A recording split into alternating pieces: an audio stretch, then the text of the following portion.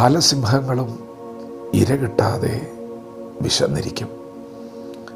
യഹോവയെ അന്വേഷിക്കുന്നവർക്കോ ഒരു നന്മയ്ക്കും കുറവില്ല. ദൈവത്തിൻ്റെ മാറ്റമില്ലാത്ത വചനം ശ്രദ്ധിക്കുന്ന പ്രിയപ്പെട്ടവരെ, യഹോവ സൃഷ്ടികർത്താവായ ദൈവമാണ്. യഹോവ മഹാദൈവമാണ്. യഹോവ ജീവനുള്ള ദൈവമാണ്. കരുണയും കൃപയും നിറഞ്ഞ ദൈവം, ദീർഘക്ഷമയും മഹാദയയുമുള്ള ദൈവം, വിശ്വസ്തനായ ദൈവം.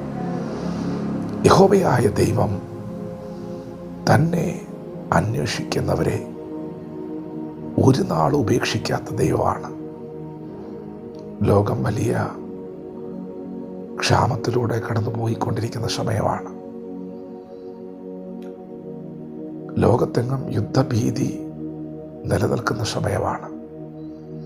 പ്രിയപ്പെട്ടവരെ, തിരുവചനം സത്യമാണ്. നമ്മെ സൃഷ്ടിച്ച ദൈവം തന്നെ ആശ്രയിക്കുന്ന തൻ്റെ ഭക്തനെ ഒരു നാളും കൈവിടുന്ന ദൈവമല്ല. യഹോവയായ ദൈവം ക്ഷാമകാലത്ത് തൻ്റെ ഭക്തന്മാരെ സൂക്ഷിക്കുകയും കരുതുകയും പരിപാലിക്കുകയും ചെയ്യുന്ന ദൈവമാണ്. ബാലസിംഹങ്ങളും ഇര കിട്ടാതെ വിശന്നിരിക്കും. എന്നാൽ യഹോവയെ അന്വേഷിക്കുന്നവർക്ക് ഒരു നന്മയ്ക്കും കുറവില്ല. പ്രിയപ്പെട്ടവരെ, നിങ്ങളുടെ ജീവനും ഭക്തിക്കും ആവശ്യമായത് മുഴുവൻ ദൈവം ദാനം ചെയ്തിരിക്കുകയാണ്. നിങ്ങൾ ദൈവത്തെ അന്വേഷിച്ചാൽ മതി. അന്വേഷിപ്പിനെന്നാൽ നിങ്ങൾ കണ്ടെത്തും, യാചിപ്പിനെന്നാൽ നിങ്ങൾക്ക് ലഭിക്കും, മുട്ടുവിൻ എന്നാൽ തുറക്കപ്പെടും. പ്രിയപ്പെട്ടവരെ, ദൈവം നന്മയുടെ ഉറവിടമാണ്. ദൈവം സ്നേഹത്തിൻ്റെ ഉറവിടമാണ്.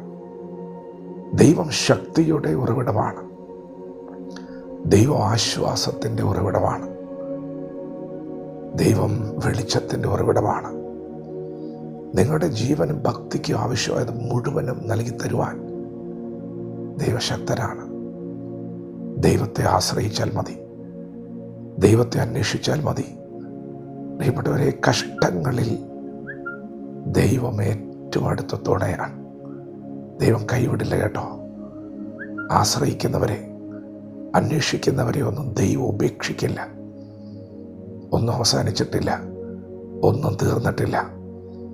നിങ്ങൾക്ക് ഇനിയും യാത്രയുണ്ട്. നിങ്ങൾക്കിനിയും ജീവിതമുണ്ട്. ദൈവം സഹായിക്കും. ദൈവം കരുതും. ദൈവം കരത്തിൽ പിടിക്കും. തിരുവചനത്തിൽ ദൈവത്തിൻ്റെ പ്രവാചകനായ ഏലിയാവിനെ ദൈവത്തിൻ്റെ കരുതൽ വെളിപ്പെടുത്തി ക്ഷാമകാലത്ത് ദൈവം സൂക്ഷിച്ച വിധങ്ങളെക്കുറിച്ച് എഴുതിയിട്ടുണ്ട്. ദൈവം ഏലിയാവിന് ആഹാരം കൊടുക്കുവാൻ നിയോഗിച്ചത് കാക്കയെയാണ്. പ്രിയപ്പെട്ടവരെ, കാക്ക ഈ ഭൂമിയിൽ ആർക്കെങ്കിലും ആഹാരം കൊടുക്കുമോ? അല്ലെങ്കിൽ അങ്ങനെ കൊടുക്കുന്നതായിട്ട് നിങ്ങൾ കേട്ടിട്ടുണ്ടോ? തിരുവചനം പറയുന്നു, ദൈവത്തിൻ്റെ ഭക്തന് ആഹാരം കൊടുക്കുവാൻ ദൈവം കാക്കയോട് കൽപ്പിച്ചു എന്ന്. പ്രിയപ്പെട്ടവരെ, ക്ഷാമകാലത്ത് നിങ്ങളെ നടത്തുന്നൊരു ദൈവമുണ്ട്.